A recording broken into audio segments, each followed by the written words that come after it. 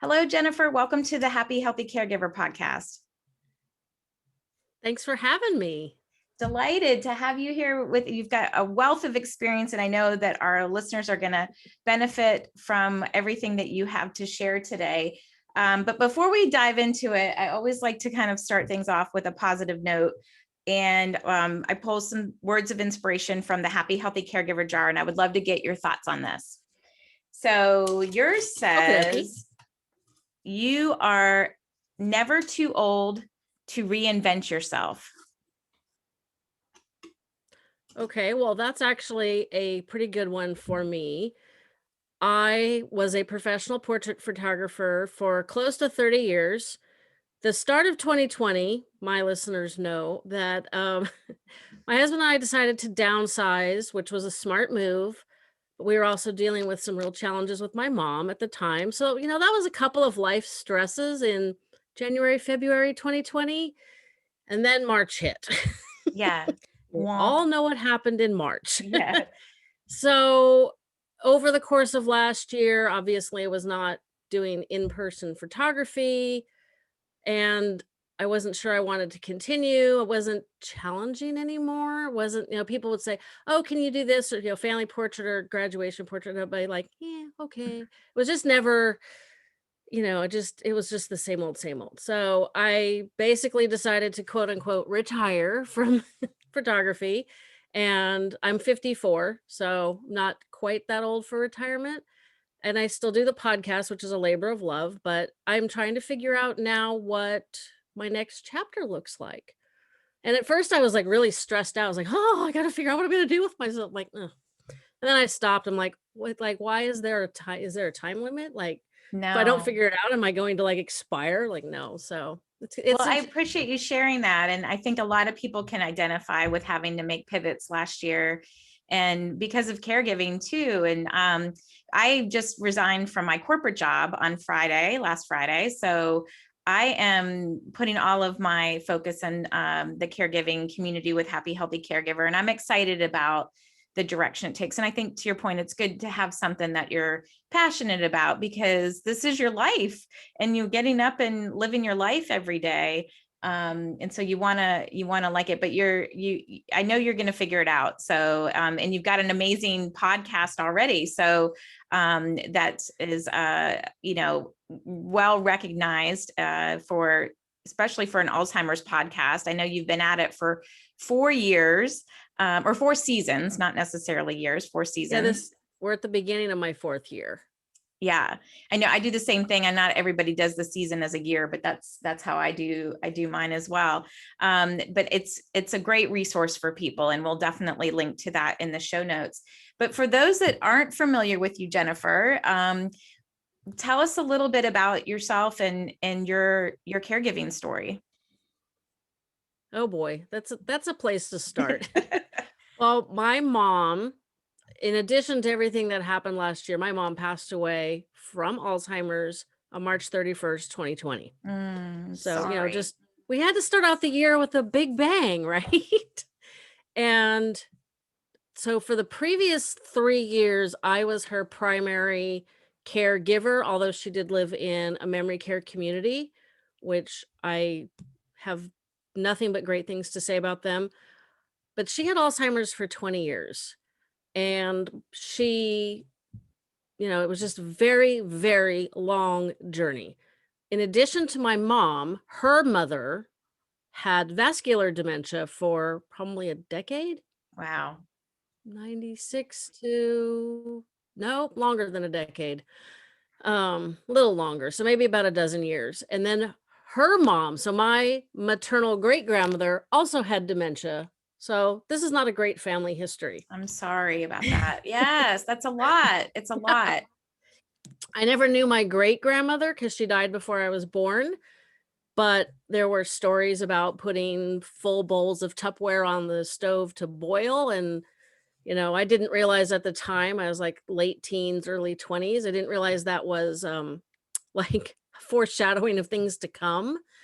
And what I learned through like my grandmother, just the burden that it puts on families, just the emotional, the physical, the financial. My aunt took care of her mom, which many of us do, but she lived on her mom's social security. So it doesn't take a genius to figure out what happened after my grandmother died. So Yeah. I'm very passionate about explaining to people that caregiving, it's not something that you can juggle forever.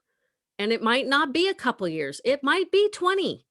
But, like, when I tell people that, like, on, social media and stuff, they're always shocked. And I've only met one, well, I haven't actually met them in person, but I only know of one other person who had somebody live with Alzheimer's longer than my mom. And my mom would have lived longer, but she was very combative and she was fighting with the caregivers who were attempting to help her shower, or they were trying to shower her. She reached for her clothes, slipped, landed on her kneecap, broke the bones, her tibia right under the kneecap. And as we know, when we're older and, our brains are struggling to survive with Alzheimer's, that was just the last straw for her poor Yeah. body. And it was a blessing. It was a little bit of a surprise. I kind of figured she'd last a couple, like 2 or 3 more years. And it's interesting. My paternal grandmother lived to 103. Neither of my parents got to 78. Mm. So I have a lot of caregiving experience. Like, my aunt took care of my grandmother for 23 years, she said. Wow. Wow. And then just all of the information that you soak up from a sponge by talking to other people. But I appreciate you sharing that. And I also lost my mom last year. So we have sadly that in common. It's a club that nobody wants to be a part of, right? And same reasons for my mom did not have dementia. She did have some cognitive issues at the end, but she may have had dementia, but what's the point? She was getting her diagnosed, but it was it was it had mixed emotions because her quality of life had greatly declined. And it's you also, I know my prayers had changed to release the caregiver to live their life. And so now you've got this bright, path in front of you that you have time to figure out what you want to do with your life.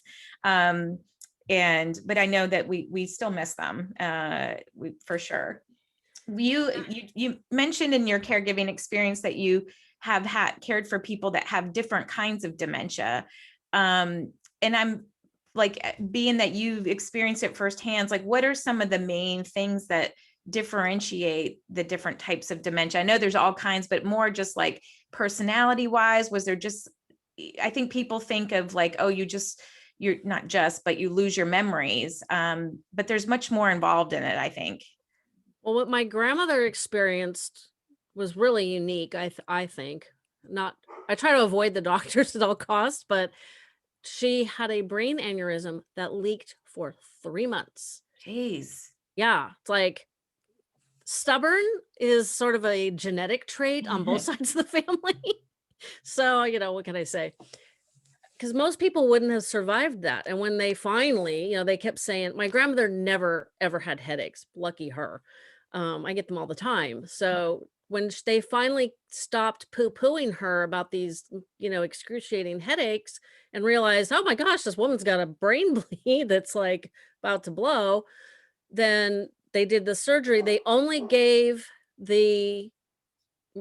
told my grandfather she had like a 5% chance of surviving the surgery, which isn't really good.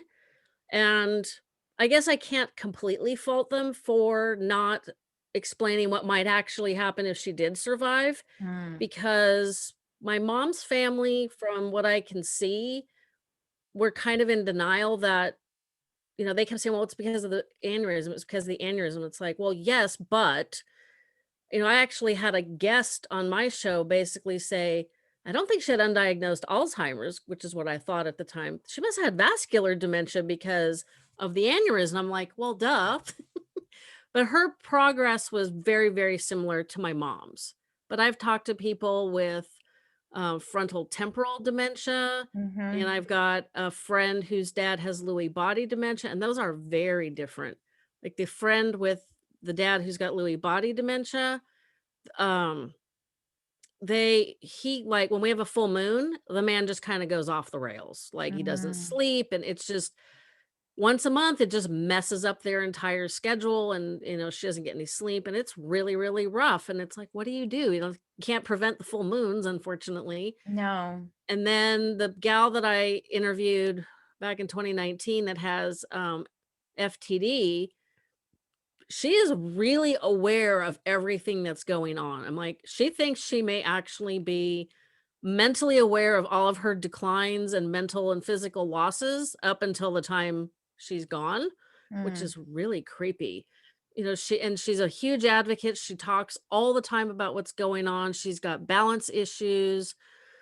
Yeah, She's got that's eating. my aunt was just recently diagnosed with frontal temporal dementia, and she gets she gets in loops, where she just loops on things, and could be the smallest little thing that she'll just ask about and can't gets fixated on it, like a tick almost. But the balance thing I know has been a thing for her. Um, what is caregiving life been like for you? I think a lot of people want to know that are in the throes of it, like what caregiving is like after it ends. What's it been like for you, Jennifer? Well, it's been interesting. It was difficult. I would go see my mom at least once a week. I would take her out. We'd go to the park or the pool or wherever. We'd go like I always jokingly say we stalked little kids and we'd go watch kids. Ooh. You know, I said She that liked once. she liked to see them play. Yeah, it was just she was a mom and a grandma, and it just made sense. And she had advanced Alzheimer's at this point, and there wasn't a lot that you could do with her, even though she was 100% ambulatory. Mm, She would watch her feet while she walked. She would not walk elbow and elbow with you, which was drove me bananas because she'd walk like 15 feet behind me, and mm, she'd watch her feet and she'd try to avoid shadows. So she was a fall hazard for that reason. Like there was one time she was bent over so bad trying to avoid shadows that I'm like, do you realize where you're looking is where you're going to end up? I'm like, yeah, this is a logical thing to say to somebody with Alzheimer's. But it was so frustrating because I'm like, you are going to land on your head, which is already damaged. So let's not go there. yeah. So we would go to the park and we'd just sit on a bench and she'd watch kids. And I'd either answer emails on my phone or, whatever. Sometimes I would just watch the clouds and the trees and just relax because that was kind of nice. Because being with her, just getting from the car to the bench in the park was always a challenge because she got to the point where if you transitioned from the sidewalk to like the, short mowed grass, she'd, windmill the arms and it was like, oh my God, she's Aw. gonna fall over because just that little transition just threw her off. And so we would like, if I had to take little, you know, park chairs or whatever we want to call those, folding chairs, I would like literally have to put them like on the edge of the path. And so we were practically in the walkway. It was just like, oh, this is a challenge. And then she, like I said, she broke her leg. That was March 8th last year. And I saw her the 9th, the 10th, the 12th, the 14th, and the 16th.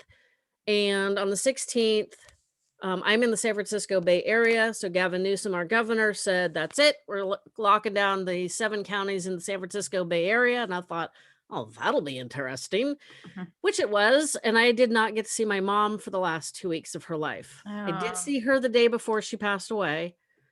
And I'm very, very grateful that all of this happened at the very beginning of the pandemic yeah. because I think even 2 weeks or a month later, I'm not sure they would have let us there. And the day she died, there was 10 of us outside her room, and the poor executive director was like, please, They he's didn't like, have all their policies and their things I'm sure they were trying to honor the family and also abide by the rules. I'm not even sure we knew what the rules were then because she did die March 31st. So it literally was like 2 weeks after the shutdown started. So everything was just in the whole like, what is okay to do? And I've worked Mhm. from home forever. So it was like, okay, our Rotary meeting went online. Literally March 23rd was our first Zoom meeting. And so it was like my whole life just transitioned. Everything was on Zoom. And I just let the husband go to the grocery store and was like, okay, I'm going to stay here. After a week, I was starting to get very nervous. My mom thought I was her best friend, and I was very concerned that she would forget that relationship and Mm. not trust me, and then we were just gonna have 5,000 more troubles. And then after a week and a half, so like 3 or 4 more days, I'm like, "Okay, that's it. I'm giving it to the end of this week." And then I'm calling the executive director, who I had a very good relationship with, and tell him I'm coming in.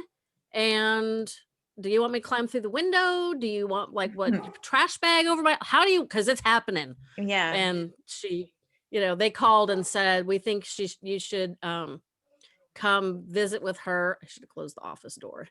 And then when I saw her, I was like, yeah, this isn't going to end the way I thought.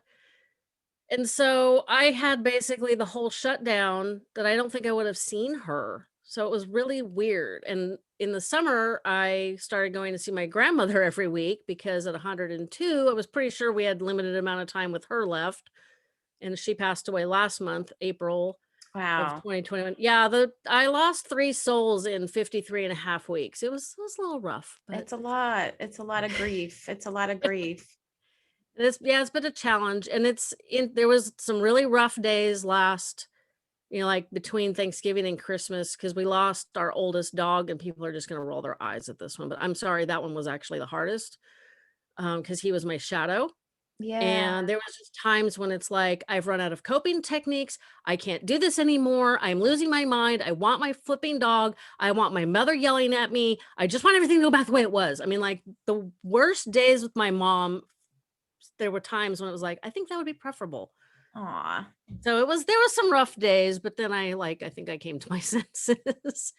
But I had always thought, well, do I want to continue the podcast after mom's gone? Well, then she's gone like at the end of year 2, so the beginning of year 3. And I was like, well, yeah, I'm going to keep doing this because I don't have anything else to do. Right. Right. And I have learned so much in this past year from guests, and I think because I'm not in the thick of it, I have like I can take a step back and look at the scenes and look at the things that we did with mom and for mom, and I don't want to say to her, but like the decisions we made, and I can kind of see them a little more clearly, because I think caregiving is so all consuming that it is really hard to feel like you're making a rational decision when you're dealing with somebody whose brain is not allowing them to be rational. So Yeah. Well, and it's you been get interesting. decision fatigue because you're making all of the decisions. Like it's exhausting. It's Mhm. emotionally, physically exhausting. So you've been through a lot. And I think, I like your perspective of, well, now you can kind of, look back in hindsight and really, understand it and start unpacking it, because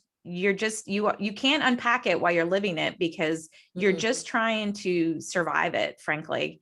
Mhm. um so I can appreciate that. Do you have any episodes of your podcast that stand out to you the most, where you're like, they just stick with you? No, Certain. because I have so many fantastic guests. There are 2 that feature my mom. Aw. One was very early on. It was actually the very first episode that I quote unquote recorded. And it was all my interactions with mom during visits. And then I spent, I don't know, what felt like 105 hours editing it into like a 45-minute episode. I'm like, I don't have time for this. And I don't want to do it this way. It's not how I want to do this podcast. So that one came out in 2018. And it's called What Do You Remember? Mm. And then I did one, and the timing of it is terrible, but I did one on, again, visits with mom, and it's more me talking, but there is audio of her. And I swear that came out like the month she passed away, but the Mm. timing was bad, but I'd been working on it for quite a while. She was a lot less conversational. And so it was a lot harder to get anything that was usable, which sounds kind of terrible. And she was getting to the point where she also spoke in full sentences with actual English words, but they didn't hang together in any kind of context. Mm. So it would be words, and you'd be like, what the heck? And if you scrunched up your face like I just did, like, huh? Instantaneous, bam, angry. She'd just be like, boom. It was So like it's flipping just a like switch. you smile and nod. Yeah. Yeah, you're like, Aw. oh, okay, I'm sure. One of my favorite things that she said, she was talking about something and she looked at me and she goes, well, my brothers are normal people now. And I'm like, oh, okay. And it hit me funny enough that I was able to go, oh, that's great. I'm so glad your brothers are normal people again. Like, whatever. I'm like, aren't they normal? Were they ever not normal? Like all these goofy thoughts are going through my head. So it did take me a long time to learn to be in her reality. And I Yes. never tried to like get her like into my reality, but I tried to like kind of split the difference and that didn't work. So I did figure that one out way too late, unfortunately.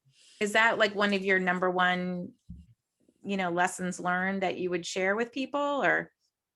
One of the things that I definitely have been advocating for, I hate the term, adult child caregiver because it sounds like an oxymoron, but those of us who are caring or have cared for our parents, I've met a lot of people that just, out of respect for their mom or their grandmother or whatever, they just can't quote lie.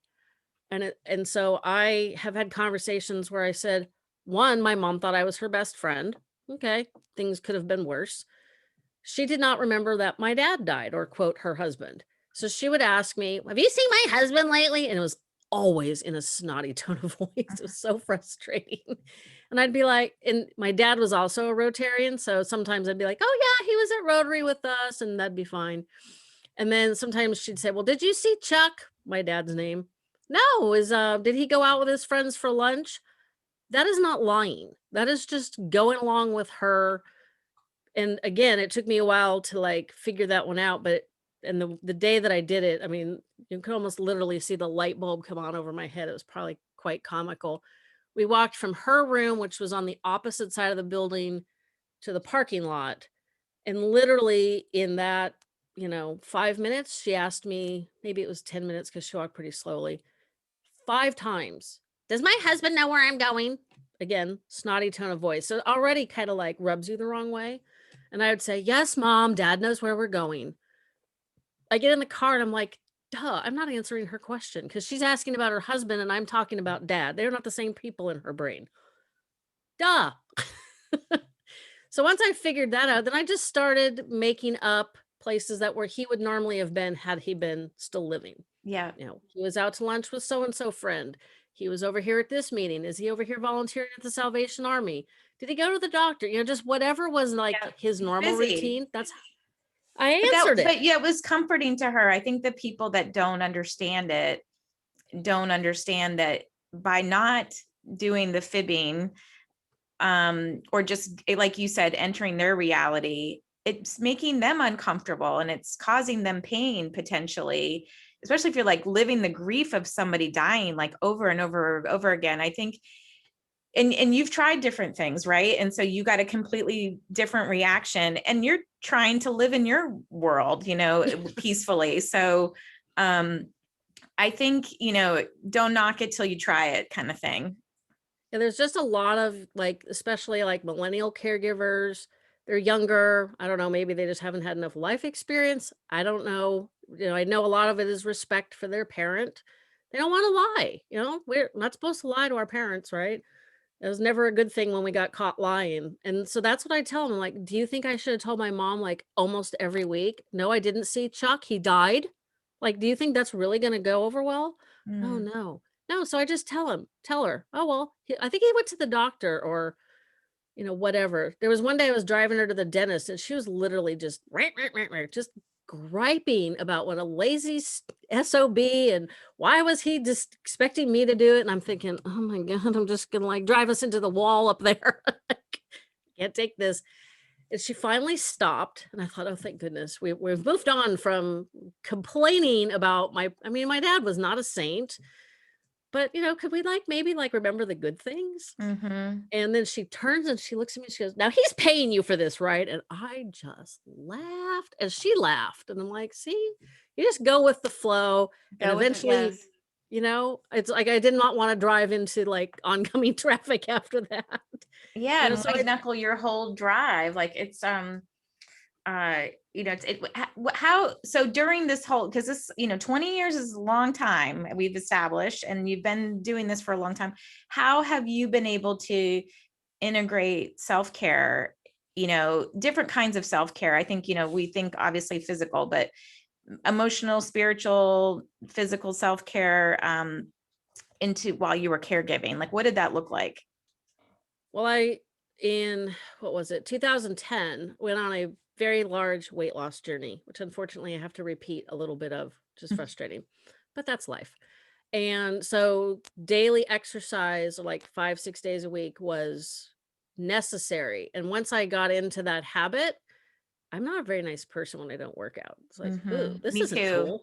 It's like, Yeah, I can what go like happened? 2 days and I'm like, I got to do something. Yeah. Yeah, we have 2 golden retrievers, which I think some of you guys might have heard the girl dog barking a few minutes ago.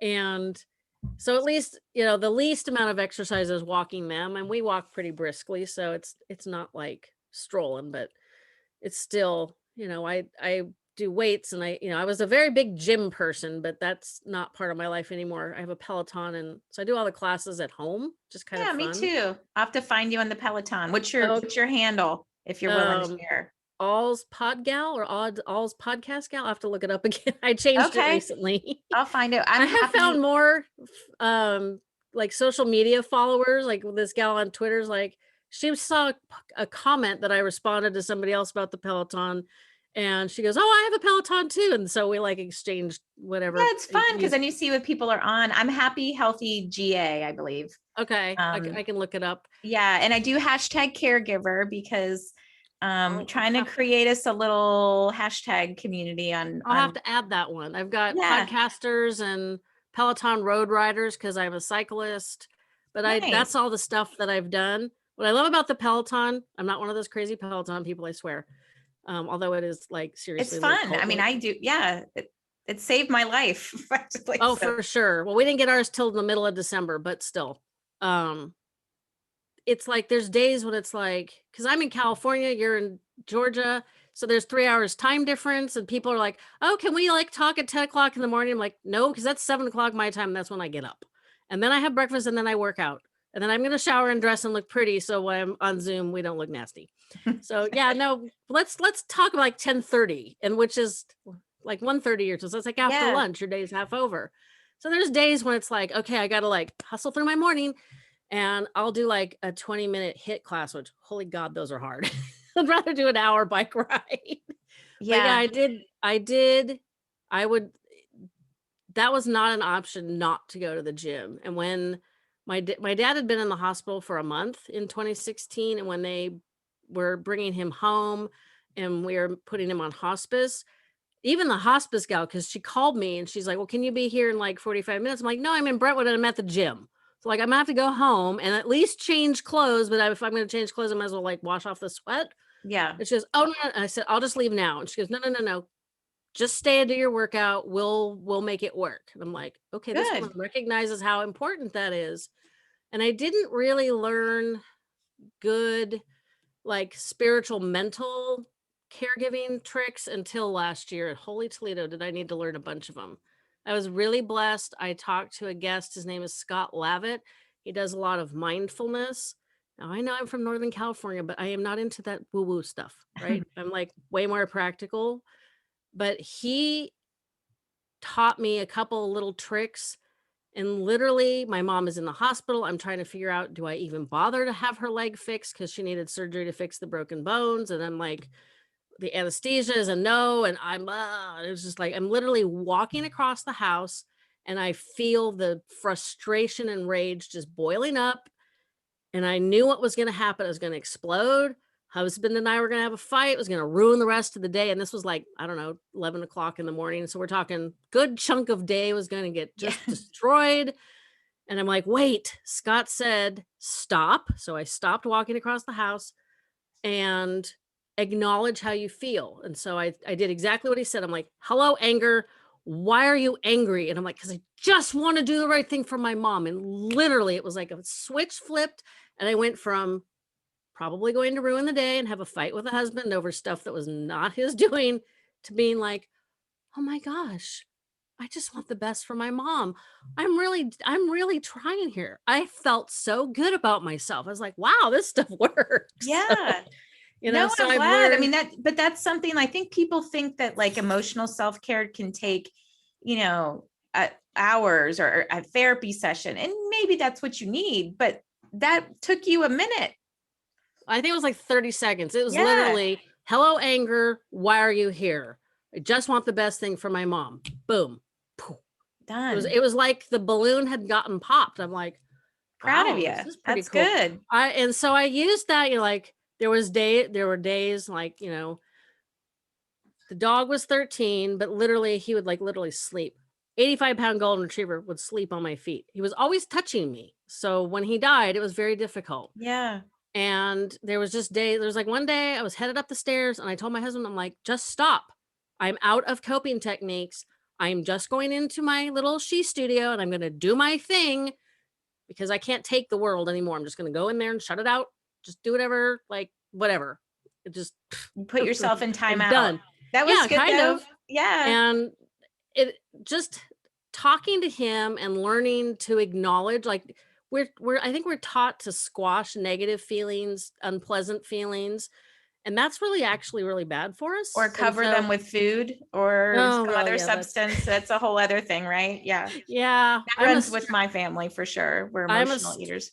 Yeah, I'm a stress eater, and it's not like when I say I'm a stress eater, I dive into the refrigerator and just, the visualization people get from hearing stress eater, it's basically it turns off the sensation of you're full, so you end up overeating because you think you're still hungry.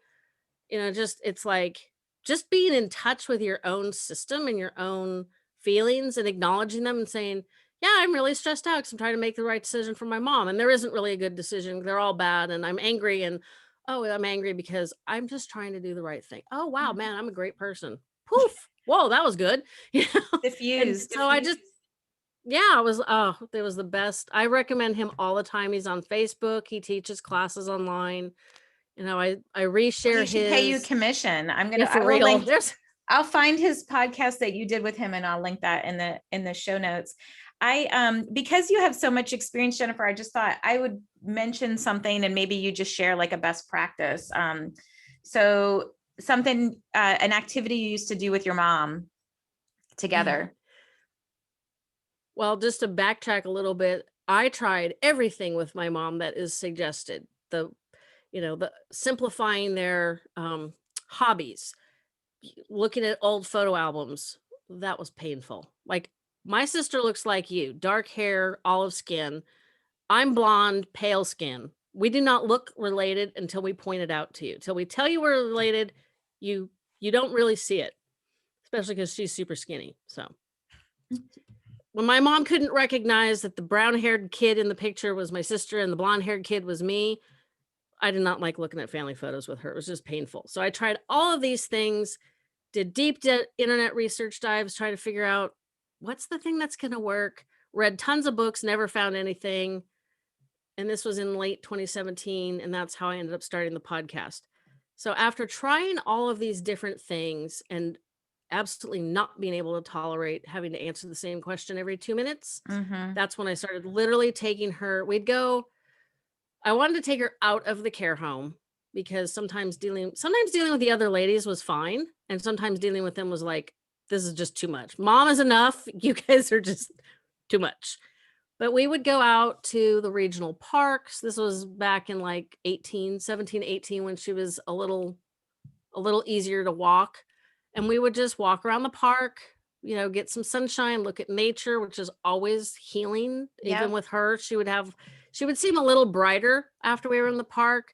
And then as she got to the point where it was she needed to walk on the cement or, the asphalt, and because the grass made her feel unbalanced. That's when we just go to the park or the library. We once went to McDonald's with the play area to watch kids, but there weren't any kids there and she complained about the hard bench, but she did like the hamburgers. So I just mostly tried to give her time with she liked to people watch, it sounds like. Yeah, I think we all do, but yeah, she just loved that. And it was once we got in and out of the car and into the park and sitting on the bench, everything was okay. But sometimes that was a challenge. So, and I was always looking for new places to go watch kids so we didn't look like stalkers. Hopefully people understand. What about incontinence, did she have any issues with that? I know I'm trying to think of things that people have asked me about that. She did not have bowel incontinence. She did the last 10 months of her life. She did end up wearing the Depends. She was pretty good at using the bathroom, but I'm not sure. She just had issues. Like she would tell me, I gotta use the bathroom. And then you'd have to tell her how to use the toilet. That was always fun. Because remember, she didn't like help. So you're telling her how to do things because she needed help. And it was just not fun. But Yeah, it gets I messy never, sometimes, literally. Yeah. yeah, well, it was interesting. One week we walked into the big communal bathroom that was like for all the residents and the guests. And she literally sat on the commercial toilet sideways, which is extremely uncomfortable because I tried it after, instead of sitting on the toilet the normal way, like rotate Yeah. a quarter of a turn. And yeah, so then she's like dancing around with her pants around her ankles. So the next week she just gets in there and she's like, why am I in here? I'm like, well, you said you had to use the bathroom. I do. And I'm like, oh, this is going to be good. And so I'm like, okay, I'll just pull her pants down. And the whole time I'm pulling her pants down, I'm just waiting to get smacked. So thankfully she didn't do that, but she still had that sensation. And so I didn't have to deal with it. Like That's good. there's a gal in my support group, her mom takes off the Depends and does her business all over the house. Yeah, I mean, sometimes that happens, or they flush them in the toilet or try to rinse them out. I've heard that. Like, so, it's just, you don't know that the first time is, and then you're like, okay, we've got to figure something out. What did you ever were you, so she was in a place where she got a lot of help, but did she fight you on that? Did she about getting more help? I think one of the reasons my dad gave up. My dad had a lot of chronic health issues. He Mm-hmm. had he had a kidney transplant, and the transplanted kidney was not doing well because he didn't take very good care of it, which is really kind of annoying. Some living human gives you a kidney and you don't take care of it. But I think she just exhausted him. So he did not allow my sister and I to help. He refused it, rebuffed it. So after he died, and it was so much more obvious how far along she was that I realized, and the ideas that we had had for her care got to the point where I'm like, this is really the only option. So when we moved her into the care home, that honest to God was the worst day of our life. Mm. Well, first off, my sister and I walk in with her stuff. She was with my husband and a paid caregiver. There was a very tall gentleman in pajamas in the middle of the day with a stuffed animal shoved down the back of his pants. And I was like, oh, You can't I make don't know this about stuff up. this. No. Yeah, I was just like, it was like literally, I hadn't been around anybody but mom and my grandmother, and they were enough of a problem. So I hadn't experienced anything like that. So that was like, oh my gosh, are we making the wrong choice? They let her keep her dog. So that was helpful. But yeah, no, it took her about 6 weeks to acclimate. And it really was the best thing for her. There was two reasons that we decided that she needed to be in a memory care residence. One is I was 50, so my sister was 46. My sister still has kids at home to this day. My daughter had just moved out the month before my dad died, and it was like, I'm not giving up the next 20 years of my life. Mm-hmm. It's like I've worked hard since I was 16. I've raised my kid. It's like, hello, it's supposed to be freedom time now, not start over again with mom. Right. And And your mom, your dad, they've already lived that time in their life. You yeah. deserve to live that time in your life. And there's times after she passed away, I'm like, well, if I had known she was only going to be in the care home 3 years, would I have made a different choice? And the answer is no, because she had friends. And she was actually a little bit of a helper to some of the other residents that were in wheelchairs or on walkers. And there was activities that she did that surprised me.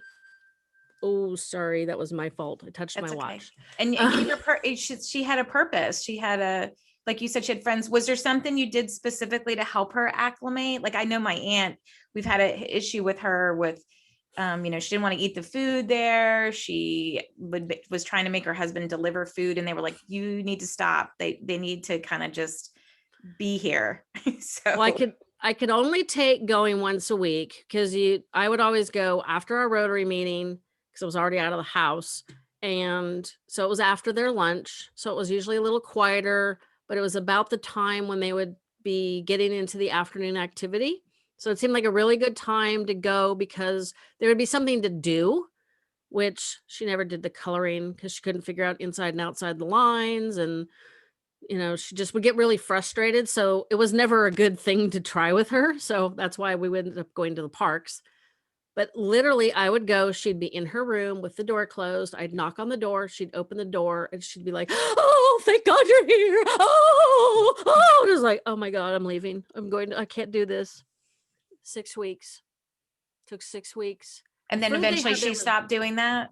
yeah, it was like, that was the funniest thing. And I've talked about this on my podcast a lot. I show up. She's literally, my mom was like 5'4", but she'd shrunk with age. So I'm like 5'2". So she and I are about the same height. And she's following this much taller woman down the hall. And at that point, so this is 2017. And all these old ladies, oh my God, they're like, "I need to use the telephone. Where's the telephone?" It's always the telephone. And they always need the yellow pages, which just cracked me the hell up. Like, honey, They were the in yellow a time pages. warp. Yeah, yeah. I was like, this is like really funky. And we have a local newspaper that actually puts out like a local yellow pages. At least I think they did at that point. I don't know if they still do or not. And I was like, I came home one day and asked my husband, like, "Where's the local yellow pages from the local town newspaper?" Because I'm like, I'm taking it up there so those ladies can at least They're smack each desperate. other. Yeah. Yeah, I was like, he's like, "I think I just throw it in the recycling every time it comes." I'm like, oh, Aw. dang it. I'm like, next time we get one of those, like, give it to me. But she was literally following this lady down the hall and she saw me and she goes, "Oh, come with me. I have to help my friend." And when I heard that word friend, it was like, oh my God, I think I just won the lottery. Like, it was Yes. like somebody handed me a bag of diamonds. It was the best word. Still chokes me up. It's like, hallelujah. So I tell people, do not promise your loved one that you will not put them in a community, a care community, because you have no idea what they'll be like when they're, in the later stages. Like my mom got violent. I have met caregivers who have gotten concussions, broken bones, who have been slammed up against the wall by a taller spouse and beaten Yeah. on because they don't understand what they're doing. Well, and you don't But want to back yourself into a corner where you don't have any options. You got to and have you don't want the options. guilt. You don't want, Mm-mm. if you end up just, "I promise I'll never do that." And then you do it, then you feel 10 times worse. Like, just don't do it. And Mhm. don't look at a care community as some place where you're just dumping them. It's not some warehouse where you go dump your loved ones to die. Cause there are a lot of things you still need to do.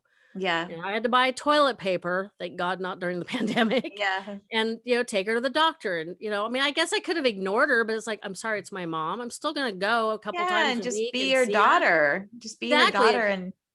And that frees you up, I think, to for more time to do that. So, my mom was in assisted living, not memory care, but for a while. And yeah, I would do, buy her snacks that she'd like, or we'd have a little picnic in her room. Or we'd watch Frankie and Grace, or Grace and Frankie, I forget. I always get that one backwards too. Yeah, it's like whatever the show was, it's like that was kind of our show. And or we'd play Skippo. And so there were things that, like, if I were doing everything, I wouldn't be able to do those things, or wouldn't have been able to do those things for her. So I appreciate you sharing that. All right, are you ready, Jennifer, for the lightning round? So I'm going to pull out some prompts from the Just For You Daily Self-Care Journal. It's a journal that I wrote not just for caregivers, for anyone, but the idea to infuse self-care into your day and to think about, like, what feels good and do what feels good. So first question I have for you is, what are you most grateful for right now? As difficult as last year was, I am so grateful that my husband and I decided we were going to sell our forever home, even though we could get a lot more money if we had waited a year. That's frustrating. But we positioned ourselves into a place that allowed us to ride out the pandemic easily and help other people and to continue doing what we do and have less, like, we took away a big stress, a big financial stress, which was smart. minus the pandemic, but you add in that whole last year with everybody dying and my mom going, just oof. So Yeah. I'm really grateful that we've made tough decisions that have benefited us. And, we were supposed to be house hunting this year. And since the real estate market is like 25% higher than it was a year ago, we'll just stay right here and deal with the noisy Yeah. neighbors and be happy. Yes, it's good. That's good. Um, if you could take a whole day off, how would you spend it? Hmm. Well, my two biggest hobbies, I love to go cycling. So if unlike today where it's very cool and windy, swear it's like California, so not supposed to be cold and windy at this time of year, except that it can be. I would go to Napa and cycle or some other somewhat picturesque place that's not too far from home and spend the day cycling and eating probably a hamburger. Or if it's not so great weather, which you and I probably don't, well, you get more rain than we do, which Mhm. that's not hard anymore. But I also love to make greeting cards. That is a pandemic hobby that I started. Nice. I was looking for a hobby that didn't add clutter to our house because one, I didn't want to have to move it all. And how many Afghans and scarves and things to hang on the wall do you really need? So I make things and I give them away and it makes me happy. Nice. I like that, making cards and you know what? Who doesn't love to get some snail mail these days? Like it's so nice to see something in your mailbox that's not a bill or a piece of junk mail. Yeah, junk So, mail. Well, I took 25 little um treat holders. They're literally like, I don't know, half an inch by a couple inches tall, couple inches, an inch and a half wide. So I held like one little fun bar at Halloween. And so I made Halloween cards, those little treat boxes, and bagged them up and distributed them to all of the residents where my mom lived. And it was kind of nice to see the care staff that was there and some of the residents, and it was like, okay, it felt nice. It was a nice little project to do, kept me busy, kept me from going bonkers, and it was something nice to do for them. And they always love the chocolates, so you know got rid of some of the chocolates I didn't need. So it just was a yeah. win-win all the way around. Yeah, I love it. Sprinkle your kindness around like confetti. It's awesome. Um, and then what's one thing you admire about your family? It could be a certain family member or your family. That's your last question, by the way. Well, I have a new appreciation for my aunt. This is an aunt by marriage. It's my dad. My dad was the oldest of three sons. It is the middle son's wife. Because they lived very close to my nana, she was too young to be called grandma when I was born. She ended up taking care of my grandmother quite a bit. And I assumed that when my grandmother passed away, which happened last month, that, and this is going to be a little crass, so I apologize, that their body would probably not be cold before they were gone and back to, not back to Idaho, but in Idaho, where their two daughters and their four granddaughters live. My uncle is not healthy enough to move a little bit, quarter of the way across the country. And that kind of makes me mad that my grandmother basically prevented her from doing that. And I'm also surprised that my uncle didn't look at his mother and say, you have two choices, come with us or assisted living. Mhm. I'm a little surprised about that. But I'm just really impressed that my aunt is not bitter or angry because I think I would be. Mhm. She said, I'm not religious. They are. And she said, well, she thought it was her Christian duty. And I'm like, no, it was not your duty to take care of your mother in law for 23 years. My grandmother was mostly blind from glaucoma. And the last 2 years of her life was very hard of hearing. And like I said earlier, stubborn is sort of a family genetic trait. Mhm. So yeah, I'm gonna give a little shout out to my Aunt Fran because she's cleaned out the most of my grandmother's house by herself. My husband and I have helped, some of her church friends have helped, but it's been her probably And it 90%. was her mother-in-law, not her. She Mhm, wasn't the daughter. It's mm-mm. amazing. It's amazing. I mean, it's like, wow, that's It's impressive. definitely a case of where you start doing something like taking her leftovers because, it's very difficult to cook when you can't see very well. God forbid you spill rice on the floor, right? Well, that's a mess if you can see. That's very difficult to clean up, especially if you can't see very well. So you you start doing little things, and the next thing you know, and this is what I've said about caregiving, is, it starts out kind of easy, and then it gets a little harder, and you just adapt, and then it gets a little harder, you'll adapt a little more, and then you're like, wait a minute, the next thing you know, you're like neck deep in caregiving quicksand, and you haven't thought about what if my mother-in-law lives for 23 years? Like, how many people's family members live to 103? Yeah. What Well, if, it's like boiling a frog, they say, not that I've ever boiled a frog, but you put it, if they put a frog in boiling water, it's going to jump out, but like the slow boil, like you say, and you just don't feel it until then you're just burned out. So, Mhm. well, Jennifer, is there So that's one of the anything? messages I try to tell people. Oh, go ahead. Go ahead. Sorry. We have a Zoom lag.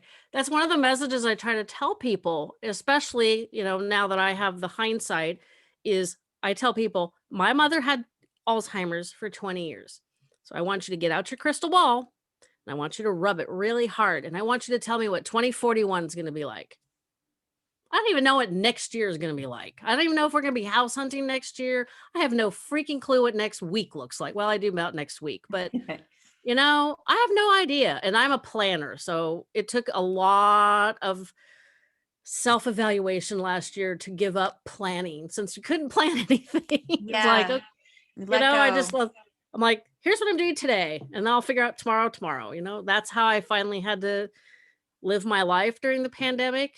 Don't have to be quite that loose now, but that's okay. But yeah, it's like you got to plan. My husband and I did our trust last year. We have one daughter. The lawyer said, "Well, everything of ours goes to her." And he said, "Well, what happens if she goes before you?" And I'm like, "That's a very ugly question, but it's a very good one. Let me think on that." I Yeah. mean, she does have a fiance, so it's like, okay, well, how do I want to deal with this if that happens? So So many once you things. get past those difficult questions and you think about it, you're like, "Oh, okay, well, you know what? He's a good guy. He's been around like 8 or 9 years already." I'm like, "Yeah, well, if she goes for it, we'll just give it to him." Yeah, done. And you don't have to worry about it. It's like, now we could joke with him. We're gonna bump him off so that she can get the money, or whatever. You could just be silly about it. I It's like like your sense of planning is, humor. Yes. oh, well, when the hospice people told me they loved my morbid sense of humor, I was like, "Ooh." I hope that wasn't a bad thing. No, I mean, it's what, it's a coping mechanism to get through it. So is there anything else, Jennifer, that you wish we would have spoken about today, that you wish you would have shared, or how do people get a hold of you and find your podcast? It's Fading Memories. It's on all the podcast apps, podcast players, whatever you want to call them. The website is also easy, just long, fadingmemories.podcast.com. You can pretty much find me under that, my name, or Alzheimer's Podcast on Instagram, which I think is where we follow each other. So Yes. it's not hard to find me. Trust me. I am always around. I've been on the internet, like, back when it was like, well, if you don't put your address and maybe not use your last name, because of my other business, it was like one time I Googled myself. I'm like, yep, that's it. I'm living forever on Google. So I am not hard to find. I Well, just like, as I said a second ago, I just want people to know you have no idea how long this journey will last, how your loved one's progression will be. So it sounds terrible. Plan for the worst and hope for the best. And then hopefully your journey will be pretty easy. nice. Nice. Well, thank you so much for coming on and sharing all your wisdom with us today, Jennifer. I've enjoyed having you as a guest. Well, thank you for inviting me.